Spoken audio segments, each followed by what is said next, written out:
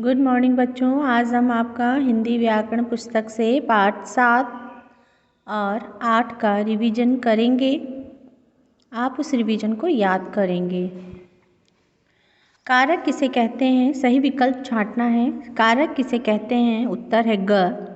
संज्ञा या सर्वनाम शब्दों का क्रिया के साथ संबंध बताने वाले शब्दों को। अगला, कारक का ज्ञान कराने वाले शब्दों को क्या कहते हैं?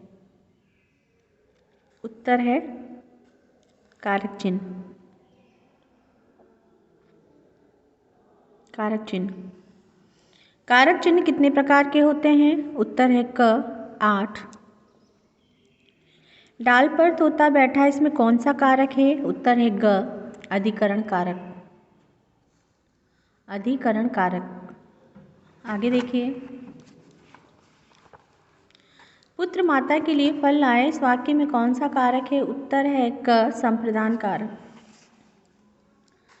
रिक्त स्थानों की पूर्ति उचित विभक्ति से कीजिए। देखिए, हिंदी अपनी हिंदी की पुस्तक लाइए। नरेश ने भिखारी को खाना खिलाया। श्वेता ने पेंसिल से चित्र बनाया। करिश्मा पूनम से सुंदर है। अभिषेक गाड़ी पर बैठा है। विद्यार्थियों ने भूकंप पीड़ितों के वस्त्र एकत्रित किए। आगे, नीचे लिखे वाक्यों में रंगीन छपे पदों के कारक लिखिए। कारक के नाम बताने हैं। राहुल की दुकान में 4 ग्राहक खड़े हैं। संबंध कारक। कौन सा कारक है? संबंध कारक है। रजनीश ने गीत गाया। कर्ता कारक। भरत ने संजय को गृह कार्य करवाया। कर्म कारक। बंदरिया छत से कूदी। करण कारक। अरे लाडो जरा पानी ला, पानी पिला जा। संबोधन कारक। अगला, प्रत्येक कारक का एक एक उदाहरण वाक्य बनाकर लिखिए। कर्ता का क्या बनाएंगे? रजनीश ने गीत गाया। कर्म कारक का भरत ने संजय को गृह कार्य करवाया। करण कारक का बंदरिया छत से कूदी। संप्रदान कारक का आएगा आपके पुत्र माता के लिए फल लाया। अपादान आँख से आंसू गिरते हैं। संबंध कारक राहुल की दुकान में 4 ग्राहक खड़े हैं। अधिकरण कारक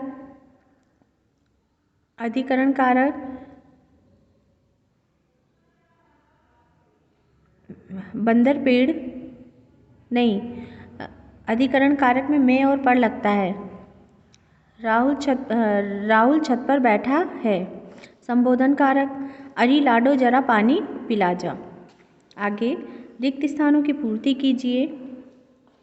उत्तर है अतिथियों ने वधू को आशीर्वाद दिया। दूसरा, बेटियों से घर महकता है। तीसरा, निखिल को बड़ी बहन में माँ का रूप दिखता है। और चौथा, गुरु से ही ज्ञान मिलता है। इन पे देख लीजिए, ये सब भरने हैं, ये मैंने आपको बता दिया। आपकी मैम तो होमवर्क दी थी, मैंने बोला आप सुनकर लिखिए। आगे का अभ्यास, कवियों ने सुंदर कविताएं सुनाई, इसमें से देखना है। केदारनाथ ने माली से गमला मंगवाया। मैंने धोबी से कमीज प्रेस करवाई। प्रश्नों के उत्तर कॉपी से देख के याद करेंगे। निम्नलिखित वाक्यों को शुद्ध करना है, शुद्ध करके लिखना है। तो ये देखिए, मधुर ने आएगा। मधुर ने आएगा नहीं, मधुर से आएगा। कबूतर आकाश पर नहीं, कबूतर आकाश में उड़ रहे हैं। आफताब के पिताजी आए हैं। हे बहन, मुझे रास्ता बता दो। उसने खाना खा लिया। सही बता रही हूँ, सही वाले उत्तर आपको। डॉक्टर ने रोगी के लिए दवा खरीदने के लिए कहा। दवा खरीदने को, डॉक्टर ने रोगी के लिए दवा खरीदने को कहा। डॉक्टर ने रोगी से दवा खरीदने के लिए कहा। ये होगा से, रोगी से दवा खरीदने के लिए कहा। अगर डॉक्टर ने रोगी के लिए दवा खरीदने को कहा, फिर को हो जाएगा। यहाँ बदलेगा या यहाँ पे, जो आपको सही लगे वो बदल के लिखिए। सचिन तेंदुलकर को मैन ऑफ द मैच दिया गया। अब देखते हैं पाठ 8 का। पाठ 8 का अभ्यास कार्य बच्चों इस प्रकार से होगा। सही विकल्प देखिए। पाठ 8, सर्वनाम किसे कहते हैं? उत्तर है ख। संज्ञा के स्थान पर प्रयोग किए जाने वाले शब्द को सर्वनाम कहते हैं। ख उत्तर सही है, ख पे सही लगाइए। सर्वनाम के कितने भेद होते हैं? उत्तर है क 6। तीसरा, पुरुषवाचक सर्वनाम किसे कहते हैं? उत्तर है ग। जिन सर्वनाम शब्दों का प्रयोग बोलने वाले, सुनने वाले, जिसके बारे में कुछ कहा जाए उनके लिए होता है। आगे, वे पुरुषवाचक सर्वनाम के कितने भेद होते हैं? उत्तर है ग 3। प्रश्नवाचक सर्वनाम किसे कहते हैं? उत्तर है घ। जिन सर्वनाम शब्दों का प्रयोग प्रश्न पूछने के लिए किया जाता है। छठा है, निजवाचक सर्वनाम किसे कहते हैं? उत्तर है ख। वे सर्वनाम शब्द जो कर्ता के साथ अपनापन बतलाने के लिए प्रयोग किए जाते हैं। अगला, रिक्त स्थानों की पूर्ति कोष्ठक में दिए गए सर्वनामों के उचित रूप में कीजिए। उत्तर, मुझसे और नहीं खाया जाएगा। यह मकान किसका है? पिताजी तुम्हारे क्या हैं? उसने एक गीत गाया। किसी ने मेरी पुस्तक चुरा ली। प्रश्नों के उत्तर कॉपी से देख के याद करेंगे। अगला अभ्यास है, वाक्यों में प्रयुक्त रंगीन सर्वनाम के भेद लिखिए।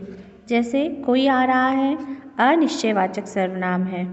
वह कलम मुझे मिल गया है जो तुमने खो दी थी, पुरुषवाचक सर्वनाम है। वहाँ कौन बैठा है, अनिश्चयवाचक सर्वनाम, प्रश्नवाचक सर्वनाम भी हो सकता है। आगे, मैं वहाँ स्वयं जाऊँगा, निजवाचक सर्वनाम। हम आपकी प्रतीक्षा कर रहे हैं, पुरुषवाचक सर्वनाम। कोई यहाँ आए तो उसे मेरे पास भेज देना, अनिश्चयवाचक सर्वनाम। तुम्हें मुझसे क्या चाहिए, पुरुषवाचक सर्वनाम। इस काम को तुम खुद करो, निजवाचक सर्वनाम। वाक्य को शुद्ध करके लिखना है। सड़क पर कुछ आ रहा है, सड़क पर कोई आ रहा है बच्चों, कोई होगा। यह काम कौन ने किया, यह काम किसने किया, कौन की जगह किसने होगा। वे पुस्तक पढ़ रहा था, वे पुस्तक पढ़ रहे थे, पढ़ रहे थे बदलेगा।